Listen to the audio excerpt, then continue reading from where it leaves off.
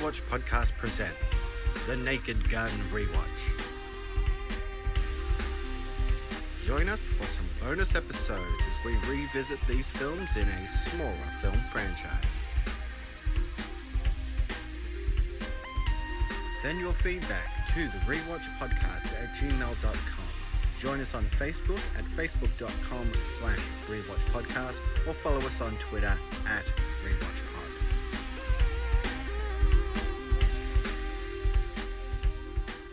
Today we're discussing The Naked Gun from the files of Police Squad, starring Leslie Nielsen, Priscilla Presley, Ricardo Montalban, welcome back, George Kennedy, O.J. Simpson, and Weird Al Yankovic, directed by David Zucker. Welcome back to the Rewatch Podcast. I'm Cory, and it's the same old story. Boy finds girl, boy loses girl, girl finds boy, boy forgets girl, boy remembers girl, girl dies in a tragic blimp accident over the Orange Bowl on New Year's Day. And this is Nathan, and I promise you, whatever scum did this, not one man on the force will rest 1 minute until he's behind bars. Now let's grab a bite to eat. Oh my God. Oh, this movie. Yeah, I'm kind of looking forward to chatting about this one, and that line is gold. I like both of those lines in particular. They really do make me laugh. I have to say, Nathan, it's been a long couple of weeks for me. Yes. Just a few life things going on. Yeah, I know. I think you're right there with me. Just life stuff really getting us down. And watching this movie, bringing a smile to your face, having a good laugh. I feel better already. Yes, definitely. And you know what, man? There's 2 more films to go. Yes. So before we get too far, should we just go straight to the trailer? Let's do it. In this city, there's crime on every street. But one man has seen enough. He's Lieutenant Frank Drebin. Whatever scum did this, not one man on this force will rest for 1 minute until he's behind bars. Now let's grab a bite to eat. He's a good cop who's having a bad day. His best friend Everyone should have a friend like you. is in a coma. As soon as Nordberg is better, he's welcome back at Police Squad. But I wouldn't wait until the last minute to fill out those organ donor cards. His girlfriend asked him to look her up. Nice beaver. Thank you. I just had it stuffed. Let me help you with that. And his city is in the hands of a master criminal with a sinister plan. I must kill the queen. How can any police story contain this much action? This much romance? I like cops. Or this much baseball? Starring Leslie Nielsen, a cop who's always on the alert. Mikhail Gorbachev. I knew it. Queen Elizabeth, everyone's favorite queen. Priscilla Presley, a woman who really cooks. How hot and wet do you like it? Ricardo Montalban. Frank. You're both right. George Kennedy, the partner with an appetite for danger. O.J. Simpson, as you've never seen him before. And Reggie Jackson in his first dramatic role. In a movie so big, it had to be filmed in color. The Naked Gun, from the files of Police Squad. Coming this Christmas to a theater near you. See you then.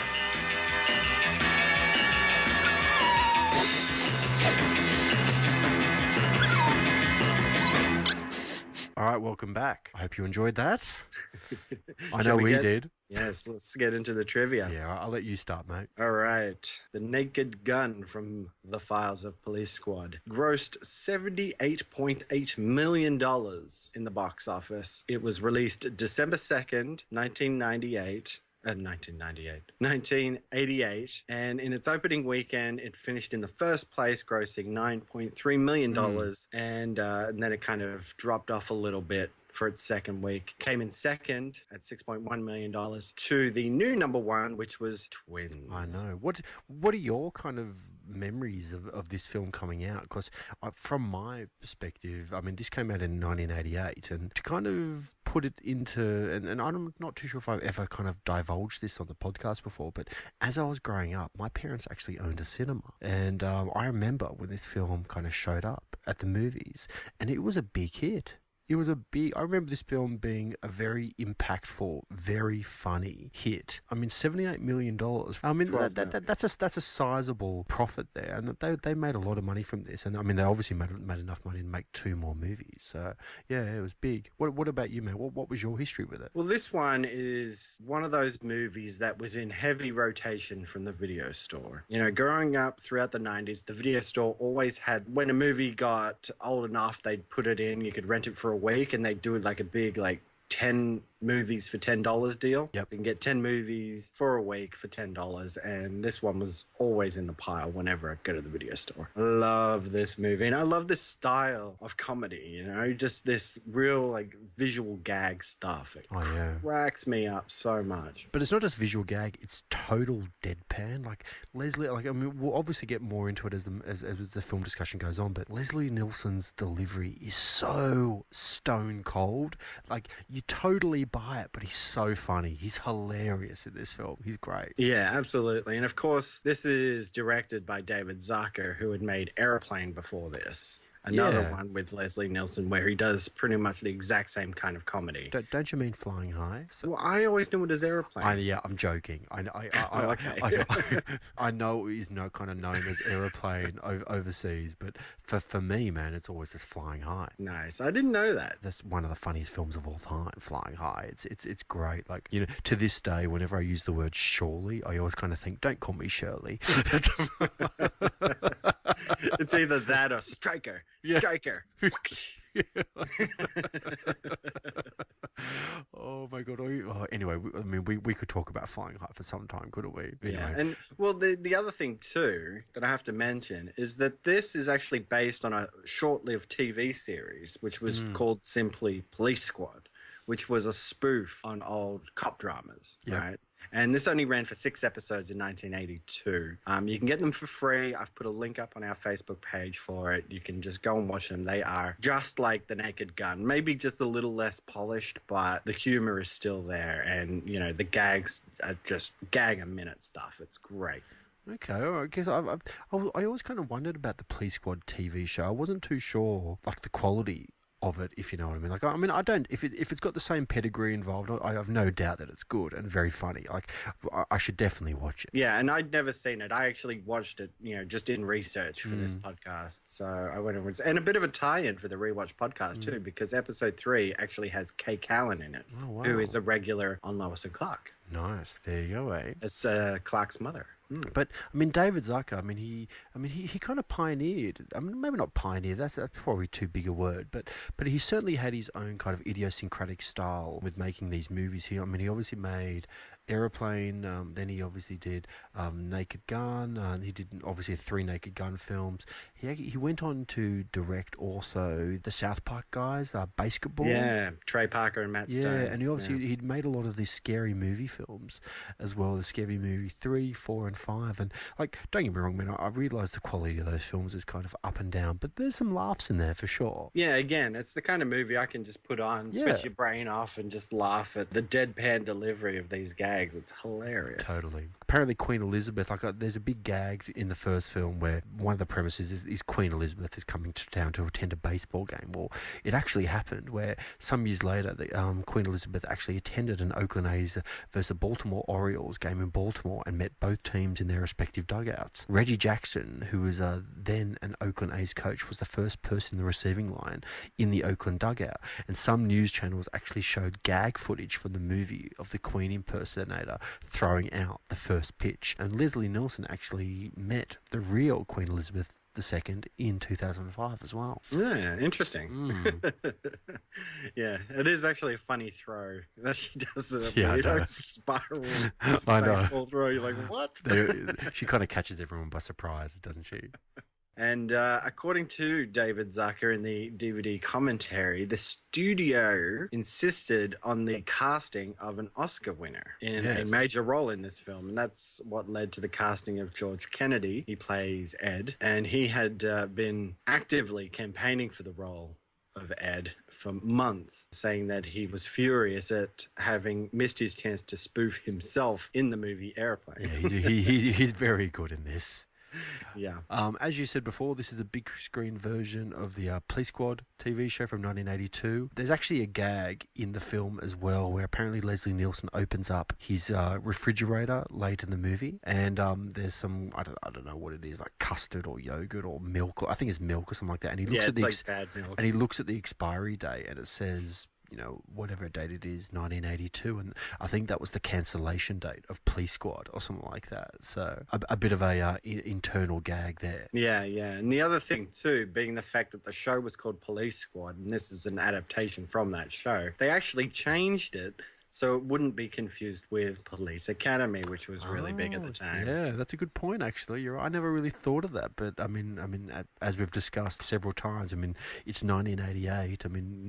Police Academy debuted in 84, I think it was, and they made a film a year, so they were up to the fourth or fifth film by this stage. Yeah, so a good little tie-in there. Another tie-in to films that we've discussed here. I know.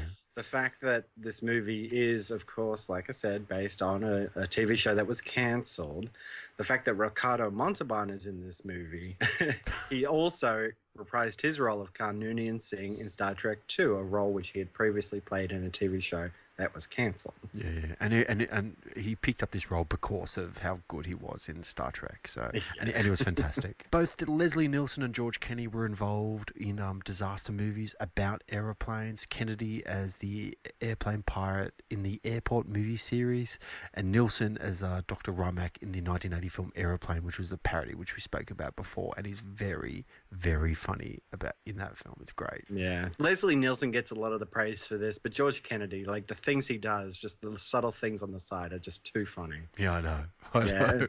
But the other thing too is that Leslie Nielsen and George Kennedy had both starred in slasher horror movies prior to doing this. Of course, Leslie Nielsen was in the Jamie Lee Curtis film Prom Night. Oh, okay. Which is a bit of a cult hit now. Is it a serious role? It is. Yeah. Okay, so it's not him doing gags. It's a proper horror film. Have you seen it? I have. Okay. Yeah. All right. It's one of those things where I watched it and I was like, is that Leslie Nielsen? Oh, well. He's not being funny. I don't think there's a horror film that you haven't watched. That's true. You're right. You're right into it. It's great. Yeah. But then, Kennedy was also in the 1982 film Wacko, which was a spoof version of the movie Prom Night. There you go. So, another little crazy tie in there. The two of them had also appeared in disaster movies as pilots or captains as well. Nielsen was a ship's captain in the Poseidon Adventure. I remember him. And he's good in that pilot too. In Aeroplane, yeah. I just kind of giggle when I see him, though. He's so hard to take seriously because he's so, from my generation's perspective, and it might be different for older generations, but from our point of view, man, he's so tied up in this kind of spoof comedy genre, and he owns it. Like he's great in these roles. When you see him in serious roles, like in Prom Night, in the 60s, he did a lot of cheap sci-fis, like I think it was The Creature from Another Planet or something like that, where he plays like this crazy adventurer guy. So yeah, it's kind of weird to see him in those serious roles just because he is the icon of the Naked Gun films. Couple of cameos in the film. The producer actually appears in it, Robert K. Weiss. The film's producer is the hot dog vendor in the montage sequence, and also the director, David Zucker, shows up in the opening credits as a man fixing a picture up onto a wall of his house when the police squad car drives into the hallway. The director turns around and jumps into the room next door. Nice. Yeah. Nice. All right, shall we get into our main discussion of this? Let's do it. Yeah, well, like we were saying, the film's opening montage is just like, you're like, what? How did you come up with this? This camera angle of the top of a police car with the siren going, and then this car just drives into like the craziest places, including people's houses and stuff. Yeah, I know. It's hilarious, kind of the way it kind of pans out, because it goes for quite a while, and it would have taken them a fair amount of time to actually film the sequence and actually get it all right. But it's obviously kind of paying homage to the original kind of TV show a little bit as well. I kind of feel a bit. It's good. It's kind of setting the scene for what type of film we're about to watch, but it kind of lets the gags run pretty loose for quite some time. Yeah, and they play... I think this is amalgamation of two different gags that were in the TV show, because the TV show started with the view of, the police car with the siren, but it didn't do anything. It just came up like police squad in color, It was like really like cheap like that. But they also did this other gag where in at least once in every episode, Drebin and Ed would be in an elevator. Yep. And they would just be talking about the case that they're working on, and somebody would get in the elevator, just somebody really random, like an Olympic diver or a cowboy or something like that. The elevator would open, and they would like walk out into like the scene where they belong or something like that. So it's just like weird stuff like that. This film actually, the introductory scene actually shows Frank Drebin. He's actually taking a vacation in Beirut. And he kind of explains later on in the film, like I think it's like not too far away, in about 10-15 minutes into it, where he says, I went to Beirut to get away from it all, or something like that. Like, doesn't he shows up and he's talking to, I think, George Kennedy, and I think the first thing he asks him is, where is that some woman or something like that he's kind of into, and she goes, oh no, she's ran away, Frank, and he goes, I was doing it all for her, and it's very funny. Yeah, it is just a weird scene of all these terrorists who have gotten together to like get together some sort of plan to humiliate the US. Yeah, I know, but make them look bad. Isn't it just like this random kind of meeting just to commit a terrorist act? Yeah, like it's like Castro and I know, and Gorbachev is there. He like wipes the birthmark off the top of his head. That's right. And Frank Drebin shows up and kind of causes all kinds of problems for them. Just beats them up. I know.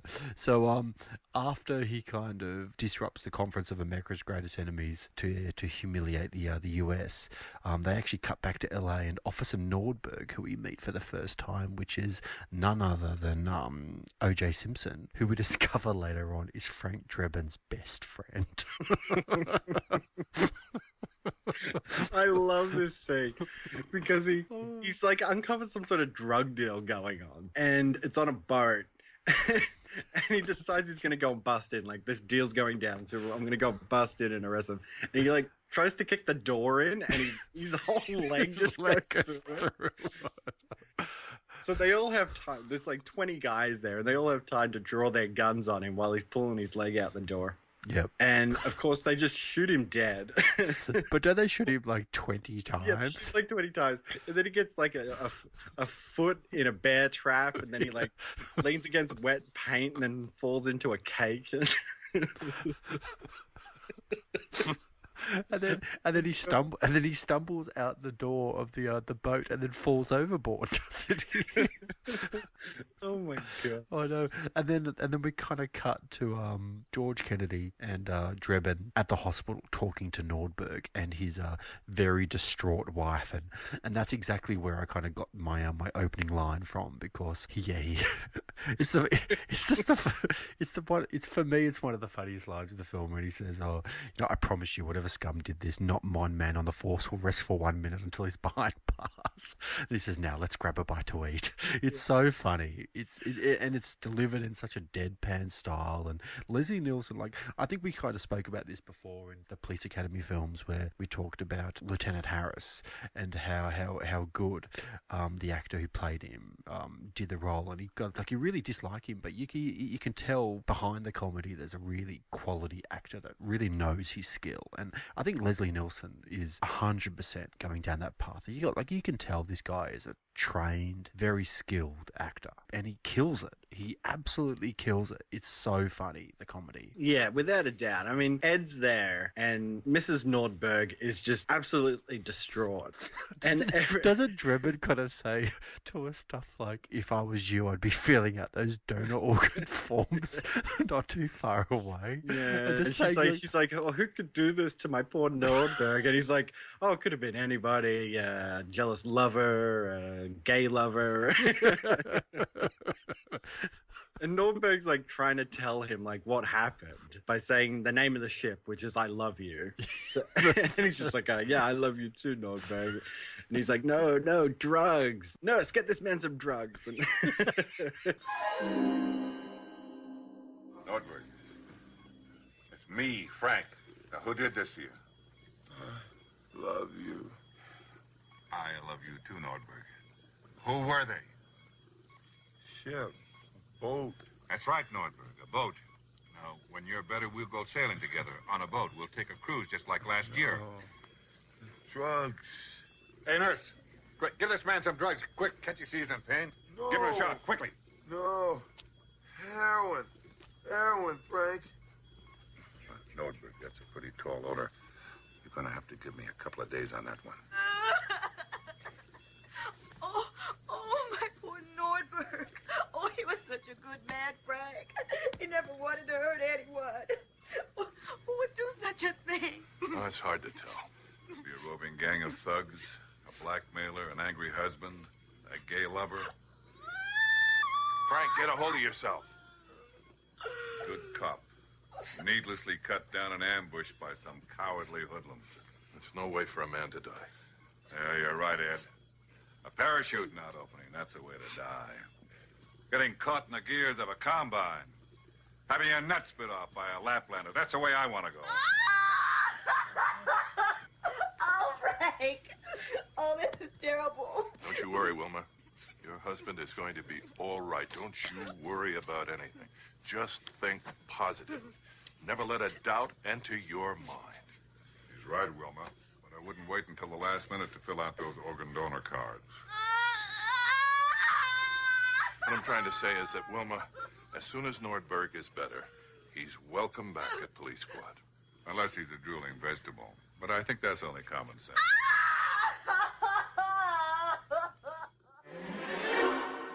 The fact that Ed's trying to comfort her as well, and he's just like saying things like, "Oh, you know, yeah, he can be back on the force unless he's a drooling vegetable," but that's just, you know, that's just common sense.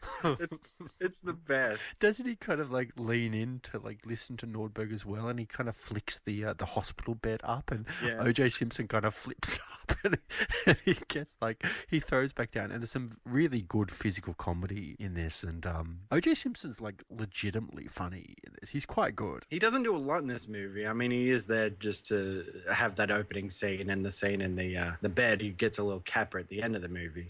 I think when I was a kid, man, I kind of vaguely remember O.J. Simpson being in this film more than I remembered. When I watched it the other day, I was surprised. Because you're dead right, man. He only shows up at the start of the film, and then he shows up at the end of the film for a quick scene, and you don't really hear from him at all for 80 minutes of the movie, do you? I wonder if he's in the sequels more. I think he is, and we'll get to those, won't we? But Yeah. but O.J. Simpson's kind of one of those weird guys. I mean, I'm looking at his filmography now, and truthfully, man, like I know he did various movies, and he was a kind of a big star, like he's obviously a big football player in his own right. But from my perspective, I only really know him from the Naked Gun films. Like looking at it, as I said, man, looking at his filmography, he did Capricorn 1, he did The Towering Inferno, he did a fair bit of TV here and there, but apart from that, he really didn't do a lot of like name movies, and these were big hits, and this was right before all that, you know, drama happened, you know, with the court stuff with him, and so yeah, so I mean these were a big deal for him for sure. And he does all right. I think you have to give it to him. He does a pretty funny job. Yes, exactly. So where are we up to, man? So So they actually go to the police scientist's lab to try and get some like info on what had happened, and they meet like this science guy Ted, and he's kind of like, you know, he's like the spoof on James Bond's Q. Yes. Good work, Ted. What will you lab boys think of next? Now that you mention it, here's something we developed only yesterday. To the casual observer, an ordinary shoe, but in actuality, makes quite a handy weapon. And everything a cop in the field would need. We call it the Swiss Army shoe. That's great, Ted. What about the fiber sample? Let me just show you one more thing, Frank. Do you see these cufflinks I'm wearing? Well, they're not just cufflinks. Each one fires a single pin-sized dart that knocks out your victim for a few minutes, but does no permanent damage. Here, let me demonstrate on Ed. Huh? Ted!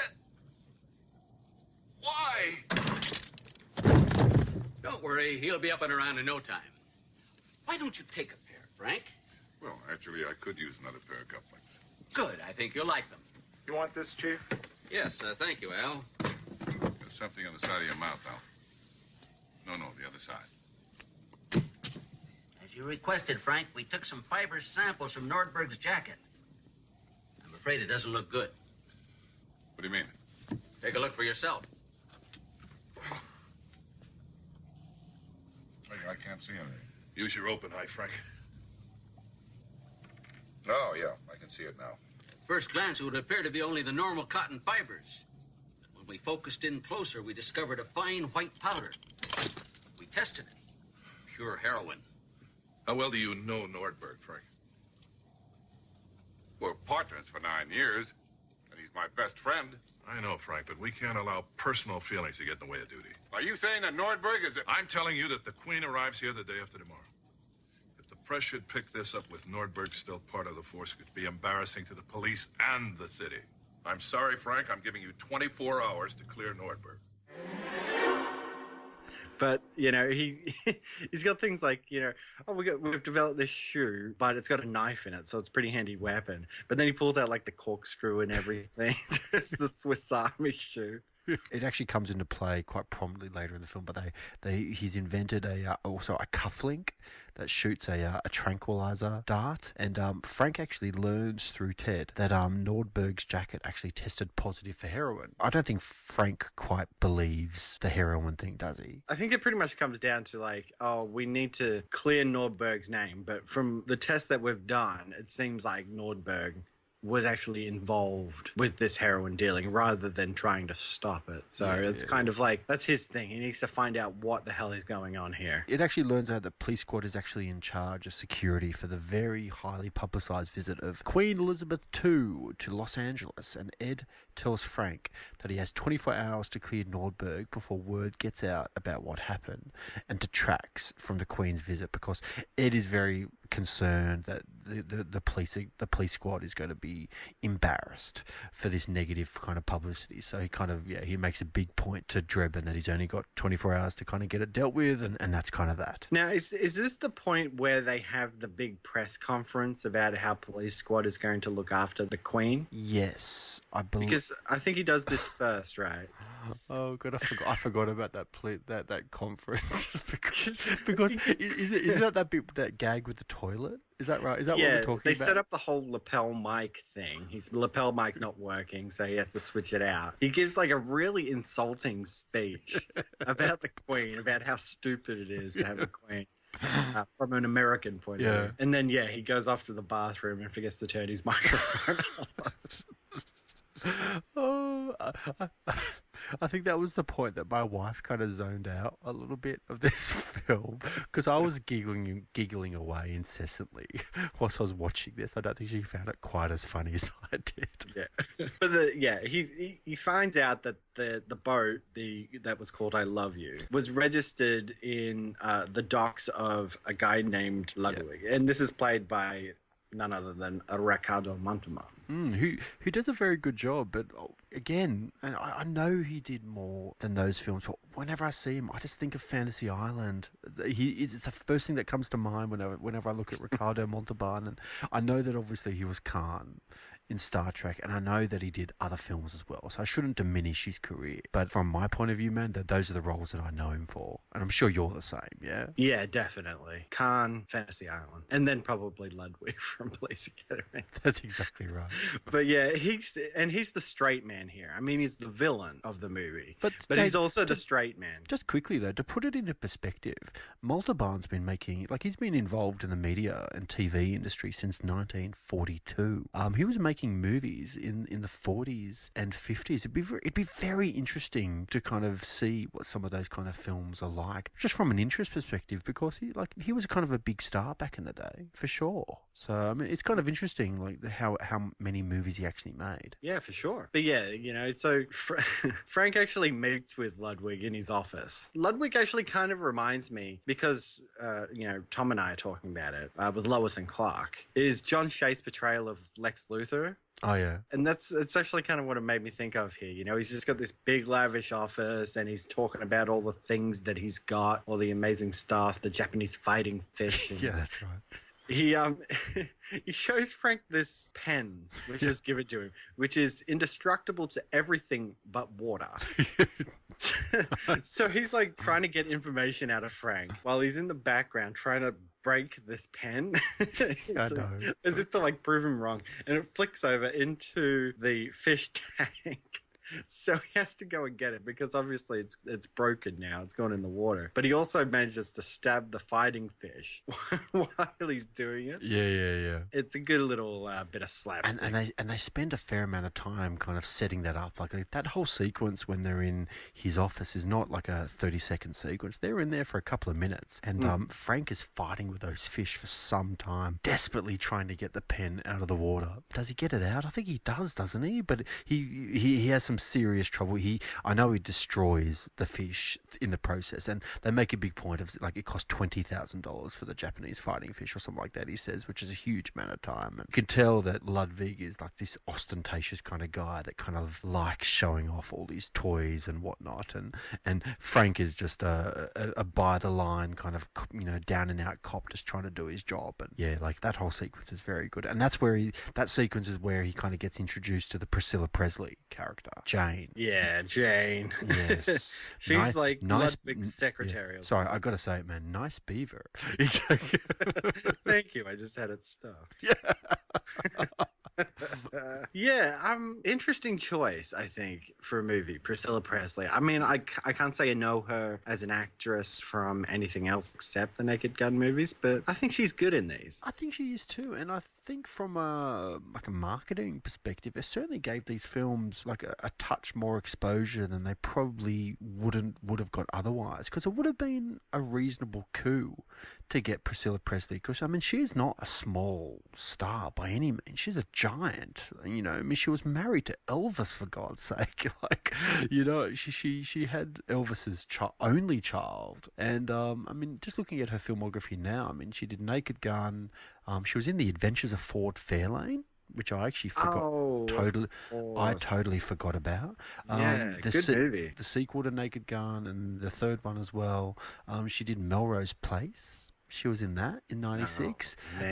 She apparently was in Austin Powers, The International Man of Mystery, and she did a little bit of TV here and there. But you know, she hasn't made anything since 1999, which is quite a while ago. She doesn't produce. Oh no, she's kind of involved with some production here and there, but she's not highly involved with the film and TV industry like she maybe once was back in the day. Yeah, I'm sure she doesn't even need the money. She's living off Elvis's royalties forever. Well, it says that she was actually in the original Dallas.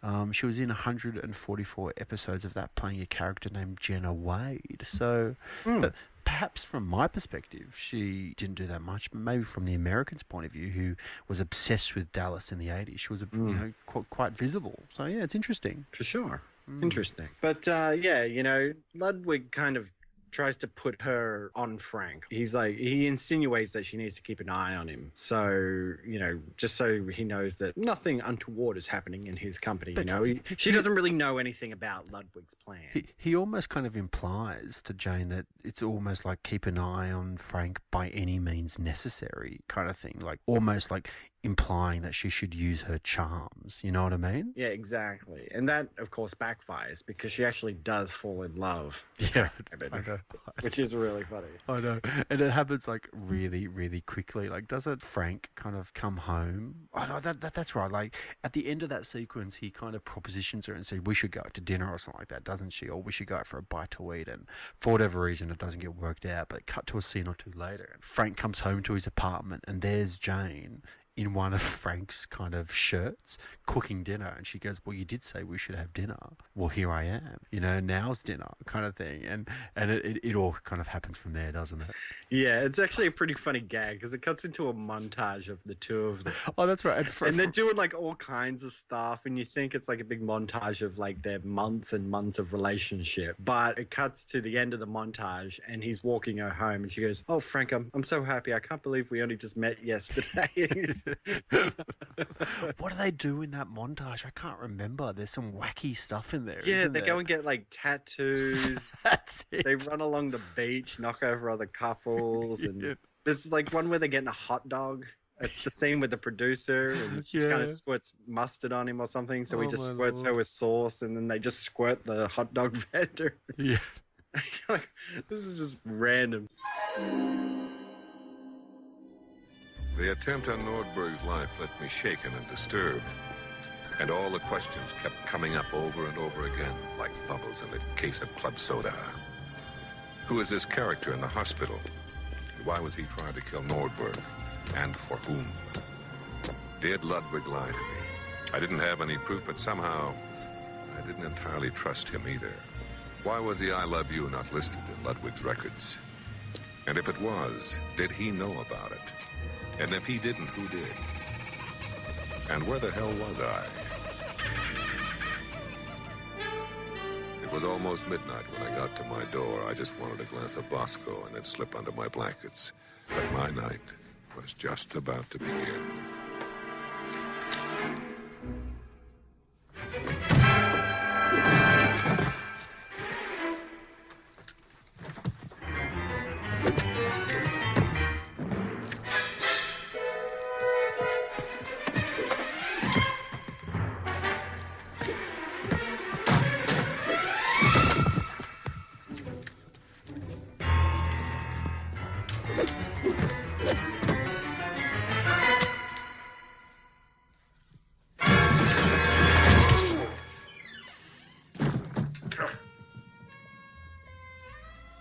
You're late. That depends on what I'm late for. You said we should have dinner sometime. Tonight became sometime. I'm boiling a roast. How hot and wet do you like it? Very hot and awfully wet.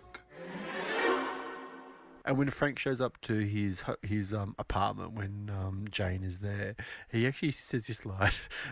He goes, I just got to get into something more comfortable," implying he's going to get into pajamas or whatever. Yeah, and he actually gets into a full suit. Yeah. Like, not the suit that he wears to work, like a proper dress suit. Yeah. That's exactly right. It is good. And they go to have sex as well. Yeah. She stands up and she just drops her dress. And then Frank stands up and he like pulls on his shirt and his whole suit just falls off. Yeah. That's one of the gags that I remember when I was a kid. Maybe it was in the trailer or something like that, but I thought it was hilarious. It's really good stuff. And, you know, we get a scene, of course, of Ludwig laying out his plan. He meets with this guy named Papschmeer. Oh, yeah, which, yeah.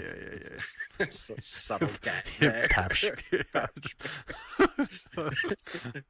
And his whole thing is that he's going to have the Queen assassinated. Yeah. And he's worked out this kind of like mind control device where all he has to do is push a button, which looks like, you know, like a car door opening button. And there's something hidden in a watch that sends people into a hypnotic trance and they're open to suggestion, in this case being kill people. Yeah. And he demonstrates this with his secretary, who is told that she's going to kill Papschmeer, and Papschmeer freaks out. But of course, the gun's not loaded or anything. It's just a demonstration. It's fun. It's funny how you mentioned the character Papschmeer, which is hilarious. I mean, the joke is so funny. It's ridiculous. And talk about a joke that would just totally go over kids' heads, and that you would hit adults big time, and they'd think it's hilarious. But it's played by this guy named Ray Burke, and he looked really familiar to me. I kept looking at him, going, man, no. Like, he's one of those guys. I mean, we all have them. Those, like, you recognise these actors, but you don't know what their names are. And I'm just looking him up now, and he was in Star Trek Insurrection. He was in X-Files, Babylon 5, Throw Mama from the Train, Doc Hollywood. He had a frequently occurring role as the principal on The Wonder Years with Kevin Arnold, and he was also on a pair of Home Improvement episodes as one of Tim's poker buddies. He appeared in the show Night Court, Golden Girls, Cheers, Frasier. Like, man, that guy's been around again. As I said, man, he's not one of those guys that you would know his name, but you certainly know the face. Nice, yeah. You know, that's the whole thing, is that Ludwig's going to get $20 million for the assassination of Queen Elizabeth II. It's an interesting plot. And then, of course, Ludwig passes this technology onto Papschmeer, who uses it to get Nordberg's doctor to kill him because, of course, you know, Nordberg surviving is not good for them. No. No. So the doctor is going to go ahead and kill Nordberg. And it goes into this crazy chase sequence with Frank trying to run him down. And he gets in the car of a student driver. And you know what? The actress who plays that student driver is fantastic, I think, because she really plays it for laughs. And like you can tell she's like this nervous kind of teen, and she does it so well, I think. Yeah, her name's like Stacy or something like that. So he's like, "Do it, Stacy. You can do it." And the driving instructor is like this old guy that you can tell that has been, you know, a driving instructor for like 40 years kind of thing. And he plays it so well. Her name's Stephanie, isn't it? Stephanie, that's it. Yeah, it's played by this woman named Winifred Friedman, who what was she in? She actually didn't really do too much after this. She was actually in the Happy Days spin-off Joni Loves Chachi. Random. I know. And she also played on several seasons of Mr. Belvedere. Do you remember that show? Yeah. Yes. Flashback. I know. Oh. Big time. No, that's a show that I kind of remember from when I was quite young, and I don't think that's kind of left much of a cultural imprint, if you know what I mean. But yeah, and that all comes to an end when the doctor like crashes the car like 4 times and it just explodes and everything, and it keeps going. He somehow ends up on top of a missile which crashes into a fireworks factory. And then you got this gag of Frank, like without like missing a moment, he just immediately goes into like police mode and kind of waving away any like bystanders, saying nothing to see here, move on, move on. Meanwhile, in the background, there's fireworks going off, and the factory's on fire. Because I've seen this movie umpteenth times. In that scene, while he's standing there telling everyone there's nothing to see here, nothing's going on, and it cuts to the shot of the fireworks factory going off, the doctor actually runs away behind him. Yeah. So the doctor's not even dead. He just gets away. I didn't even see it until watching it this time. I was like, that's the doctor. Oh my God.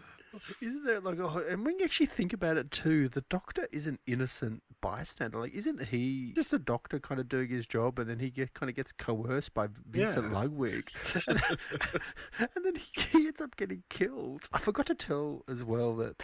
And this is kind of revealed earlier on in the film, and there's a good gag where Frank Drebin's actually singled out as being a bit of a troublemaker by the mayor, who's actually told Frank to stay away from the Queen's visit. Like, you're not allowed anywhere near it after the incident that kind of happened. Like, it turns out that, like, previously, didn't Frank, like, kill, like, 6 people or something like that? Yeah, it was a Shakespeare in the Park. That's it. Julius Caesar. And he thought it was a bunch of weirdos stabbing people, so he shot them. That's right. He says, I can't even remember exactly what he says, but just the whole Shakespeare in the Park thing, just shooting them on sight. It's so funny. So as I said, like, the mayor has kind of singled out Frank as being like a big troublemaker and to totally stay away from the Queen's visit, because anything involved with Frank being there is only going to lead to trouble. Yeah, and it pretty much comes as well because he refuses to believe that Ludwig has nothing to do with this. Yeah. As opposed to everybody else who says, like, no, he's a respected member of the community, a very generous man and everything. He's like, nope, there's something not right about this guy. Yeah. So he breaks into his office, finds some proof, but then manages to set the whole office on fire. I know. And they do this thing too, because he's in the office and it's dark. Ludwig's not there, of course. And he sees all these buttons that sort of like have automated the office, and one of them says piano. So when you press it, the piano starts playing itself. So when he sets the place on fire and then he falls into it and the piano comes up and it's playing that like slapstick kind of music while he's running around and the whole place is going up in flames. And he ends up out on the window ledge. And this is a very high building, like 20 stories high. And there's these naked statues, like naked women, naked men. And he has a run-in with a woman at the window because he grabs her right on the tits and she freaks out. He falls off the ledge and he grabs onto a giant dick. Yeah, that's right. And then as he's kind of helping himself back up, he turns the dick around. So it goes from being this, excuse my crass term, but from being this flaccid penis to like an erect penis. And they do a gag where there's a smile on the statue all of a sudden. Yeah, and it's when he's talking to the mayor and she's like listing off all the things that he had done. She goes, oh, it's like arson, conducting a search without a warrant, sexual assault with a concrete dildo. And they do this gag too because he kind of falls into the window and he lunges at this poor woman with this dildo, and it's like he's like this deranged lunatic. Oh God! But meanwhile, even though he kind of entered Ludwig's office searching for evidence, he actually found evidence. He found a note from Papschmidt addressed to Ludwig, which actually confirmed his suspicions. So after that, he set off the fire and did all that. But Frank actually later has a run-in with one of Ludwig's henchmen at his factory in a stockyard, and after that, actually confronts Ludwig with his allegations at a reception for the Queen's arrival. And this is actually quite funny because they give all these kind of gifts to the Queen, and for whatever reason, Ludwig's gift to the Queen is like this musket, this old like 18th century musket from like the Civil War or something like that. And Frank misinterprets Ludwig's presentation of a musket to the Queen as an attack, and he tries to protect her, but only causes more of a problem, and he's fired from police squad because what he actually does is that he tackle the Queen and they fly down the table, and he ends up with like the Queen's legs like wrapped around Frank, and before you know it, like all the cameras are kind of going off, and it's like it doesn't cut to like the front page of next morning's paper, and it's like it's clearly a picture of Frank at the Queen in this embrace, and it's very funny. Yeah, I like Ed's line there as well when he's like, "You on top of the Queen with her legs wrapped around you," and they call that front page news. Like, yes. What's the deal with this? And then Frank says, oh, what can I do? The only thing I can think of is the next time I shoot somebody, I could be arrested. That's right.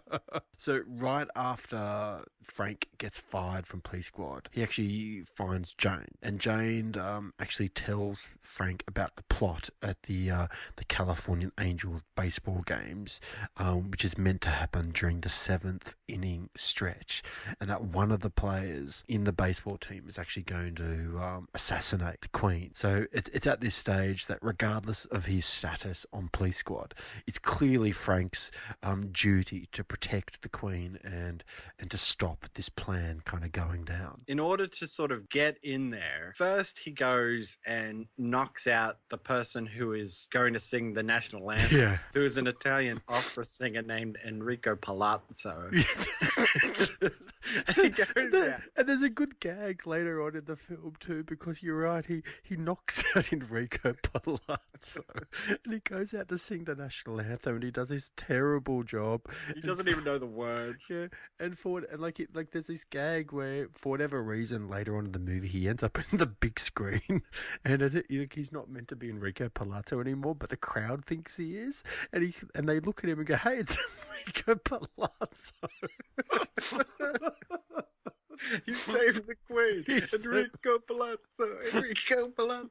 Yeah, it's very funny. But he's not the only person he knocks out, is it? Of course, they recognize who he is when he's up singing the anthem. So he has to change again. Knocks out the umpire, takes on his personality. And so he goes out as the umpire. And while the game's going on, he's trying to pat down every player to figure out who it is who's going to go and kill the Queen. Yeah, I know. And he's being really overt. But you can tell also, too, that Frank is possibly enjoying himself a little bit out on the baseball field as well. Like, I suspect Frank Drebin's a bit of a baseball fan, and he knows all the moves, and he's got it all down pat, doesn't he? Yeah, I think it's the thing, too. Like, I guess he's from LA. So it kind of seems like every time that LA does something like really good, like he lets them win. Yes. Like he's happy to give like out. Yeah, that's a strike. That's a strike. Yeah. And in order to kind of delay the 7th inning stretch, he's doing anything possible by like making really, really bad calls and stuff, like terrible calls. Like it's clearly a strike and he's calling it a ball, and you know, when somebody's not out, it's clearly kind of out and or not out, I should say, or whatever it might be. And he causes like a fight amongst like the officials, doesn't he? Yeah, it's pretty funny stuff. There is like a slow burn of a gag as well, where Ludwig gets a hot dog, and it's got the finger of the guy who he had sent to take out Drebin, because he that ended with the guy like falling in a vat. I forgot about that, actually. You're right. Ludwig gets the hot dog with this human finger and a ring and all that in it. Yeah. Just a random little gag. But yeah, he causes this big fight, but it's too late because Ludwig has set off Reggie Jackson to go and kill the Queen. Keep in mind, too, for people that may not know who Reggie Jackson is, he's like truly a superstar of his sport. He's one of the giants of American baseball. Like, he was inducted into the National Baseball Hall of Fame in 1993, and he played for he was a 14 All-Stars, 5 World Series victories, Yankees, Oakland Athletics. I don't have all these stats in front of me. Baltimore Orioles, Kansas City he played for, and as I said, he was an absolute giant. So it's probably not that small a feat getting like a baseball player of his caliber to kind of play this role, and I mean, he doesn't really have a whole lot to do. Let's be truthful, but he plays it well, and it's kind of nice to have a little bit of authenticity amongst like the baseball community. And as I said, like, Reggie Jackson was a big star, so like it kind of adds a little bit of weight to the scenario, if you know what I mean. As much weight as Weird Al Yankovic, though. You know what? That was a weird. That actually almost felt like very early product placement, because I mean, I'm not too sure what, like, if he had an album coming out, or one of his kind of gag, kind of eat it, or one of those kind of things was happening at the time. But it happens really early in the film, where I think Frank is actually coming off the plane from Beirut, and there's a big crowd down there, and Frank thinks it's for him, and there's like a pedestal there, and there's like a woman with flowers and stuff like that walking up, and doesn't he like take the flowers from the woman, who kind of looks at him and goes like, "What are you doing?" And it turns out it's all for Weird Al, isn't it? I have a feeling that might be the gag, that like all these people have shown up to the airport to see Weird Al. Yeah, I know. Like, he's been away on tour or something. He's like, "Oh, he's back. Yeah, Weird Al is here." I know. But yeah. So Ludwig, the 17th Street hits. Ludwig activates his sleeper Reggie Jackson, and then Jane actually alerts Frank, who chases after Jackson and tackles him. But Jackson actually manages to get away when Frank's action starts a general riot between the two teams. Now, Ludwig actually holds Jane at gunpoint as he begins to leave the stadium, whilst Jackson actually takes aim at the Queen. And correct me if I'm wrong, isn't Molterbahn only doing this for $20 million? Yeah. Is that right? This whole gig, or this whole scenario, reminds me of the whole Austin Powers with Dr. Evil, like $10 million.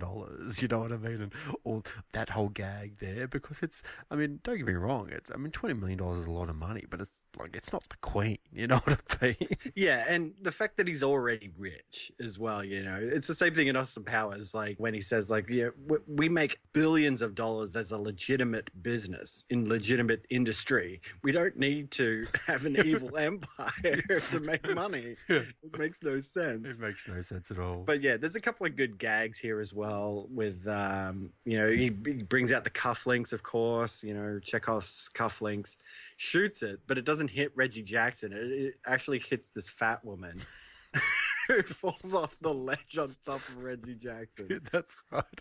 And then Ludwig's trying to get away with Jane, and they just swap out Priscilla Presley with like a mannequin or something, or a blow-up doll or something. So he's like flailing her around back and forth. Oh my God. It's really funny. So Frank follows Ludwig to the top of the stadium and shoots Ludwig with the other cufflink dart, causing him to fall over the side of the stadium, where he's actually struck by a passing bus, who's then run over by a steamroller. And from what I understand, this is not the only film in 1988 to use the concept of being ran over by a steamroller. Really? I think A Fish Called Wanda did it in the same year, and there was another film as well. I did have the trivia in front of me. I might have to look it up. But yeah, obviously that was a bit of a gag at the time. And it's a good gag. It is Because a good gag. after the steamroller, he also gets trampled on by a marching band. That's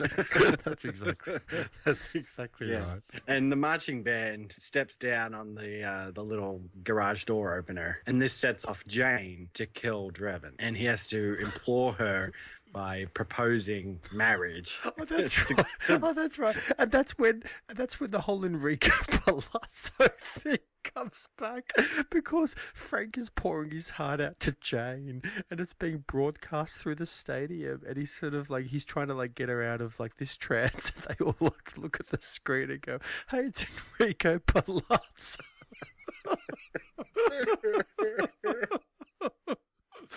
Oh my god. Anyway, so Frank actually breaks Jane's hypnotized state by openly professing his feelings for her and giving her an engagement ring. Frank and Jane meet Mayor Barkley, who actually then reinstates Frank back to police squad, and a recovered Nordberg congratulates him until Frank inadvertently pushes Nordberg's wheelchair down the stadium stairs.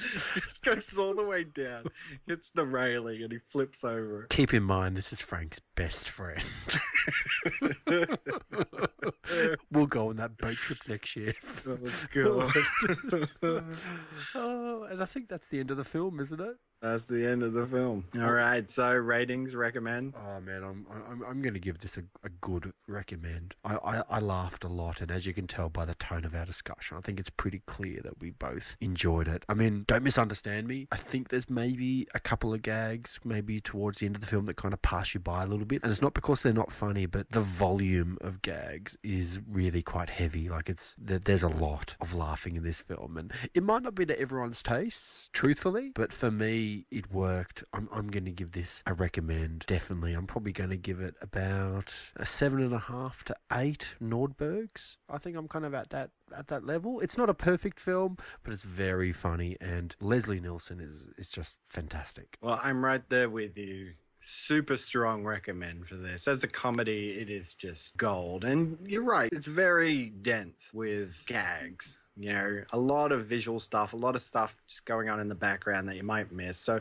it, rewards repeat viewings. You know, you might see things that you may not have seen the first time around. So it's good in that respect. So I'm going to give this 8 nice beavers. Nice. Because it really is. I laugh all the time. You know, even just those little subtle side gags crack me up. Like when they're in the lab, in the police crime lab, and Ed and Ted walk through the door, but Frank like walks around the set. Yeah, that's right. Yeah,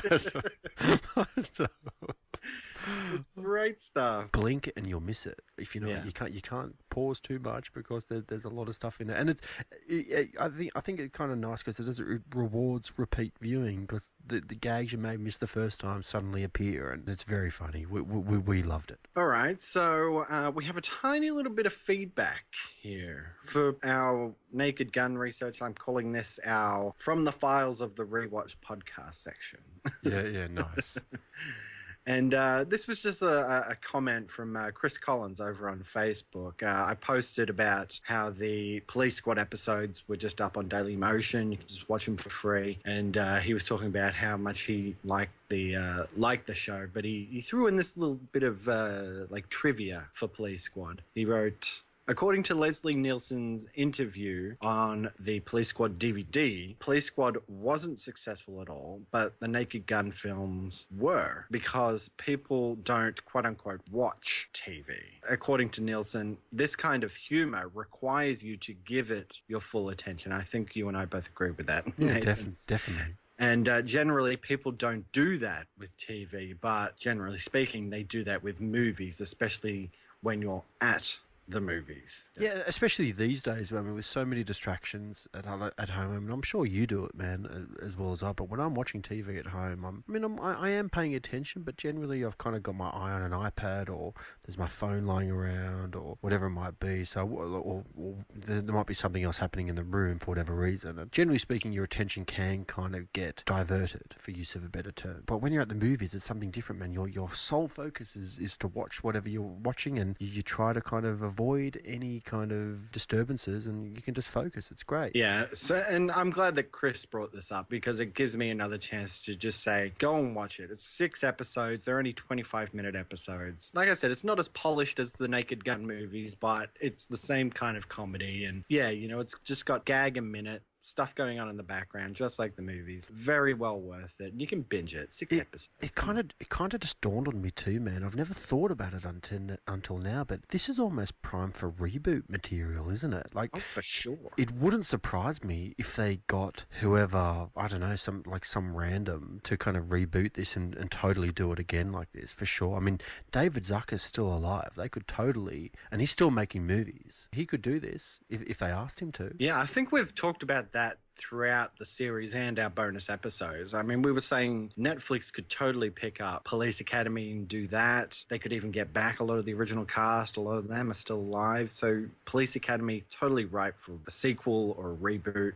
Weekend at Bernie's. I think we both agreed that maybe a series on Netflix would be great for Weekend at Bernie's. I would totally watch that. Naked Gun. I mean, come on. I know Leslie Nielsen isn't with us anymore, but yeah, I mean, this type of comedy, if you can get the right comedian actor in the part, it would be so good. Yeah, it would be good, definitely. So, I mean, you never know. Netflix, if you're listening, keep it in mind. That would be so awesome. Yeah, I know. All right. So, the next episode, we will be discussing Naked Gun 2.5, The Smell of Fear. Can't wait for that. All right. So, that's it for this episode of the Rewatch Podcast. Keep up with listener interaction by joining our Facebook page at facebook.com/Rewatch Podcast or follow the show on Twitter at RewatchPod and visit our webpage rewatchpodcast.podomatic.com. And remember, you can always write us an email or record a voice message and send it over to the Rewatch Podcast at gmail.com. And also, if you've enjoyed the show, please consider giving us a rate and review on iTunes. It's always very helpful. And you can help support the Rewatch Podcast by heading over to patreon.com/Rewatch Podcast, where you can make a monthly contribution as little as $1. And also, our entire back catalog is up on YouTube. All the sliders, all of our movie discussions right there on YouTube. Just search Rewatch Podcast and subscribe. We actually need 100 subscribers to get a specific URL for YouTube. So the more people who track us down, subscribe, that would be so awesome. Yeah, with some very pretty visuals to go with it too. All right. Thanks for joining me, Nathan. It's been so great talking about this. I mean, I think you and I laughed probably just as much as we laughed while watching the movie. Oh, if not more, truthfully. Awesome stuff. I cannot wait to see. Let's hope it holds up. And you know what? Even if it doesn't, we'll work that out when we get there. I'm sure there'll be more than enough laughs. Absolutely. All right. Well, I'll just say until next time, I finally found someone I can love. A good, clean love without utensils. And it's true what they say. Cops and women don't mix. It's like eating a spoonful of Drano. Sure, it'll clean you out, but it'll leave you hollow inside. The Rewatch Podcast is not associated with the copyright holders of these films, and no copyright infringement is intended.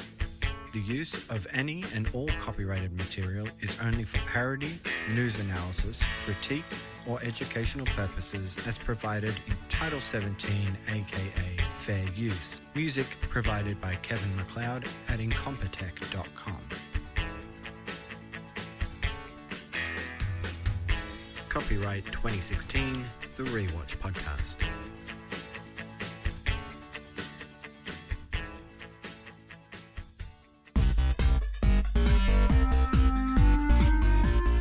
Hi, Rewatch Podcast listeners. I'm Corey. I'm Tom. And I'm Nathan. First off, let me say that we have all had a blast doing the Rewatch Podcast. Every week, we put out another episode for free for you. And although we enjoy these discussions with each other, we truly do this for you guys out there in podcast land. That's right, Corey. But we are here today to tell you about Patreon. Every week, there are costs involved in podcasting about film and television, including hosting and bandwidth charges, our own personal internet usage, and film or show rentals and purchases. So, we're asking you to become a Patreon supporter. If you can afford as little as $1 to throw our way per month, it would really help us keep the lights on. And if you want to send $100 our way every month, we wouldn't turn that down either. But it's your choice, and we appreciate the support you bring. As always, we strive to bring you the best quality shows we can create, and we hope that you enjoy them. So head on over to patreon.com/Rewatch Podcast to become one of our patrons and show your support for the Rewatch Podcast. And if we get enough patrons, we may even be able to produce exclusive content just for the supporters in the form of simply getting episodes before the main feed release, or even bonus film discussion episodes as a thank you for your support. The website again is patreon.com/Rewatch Podcast. Thanks, everyone.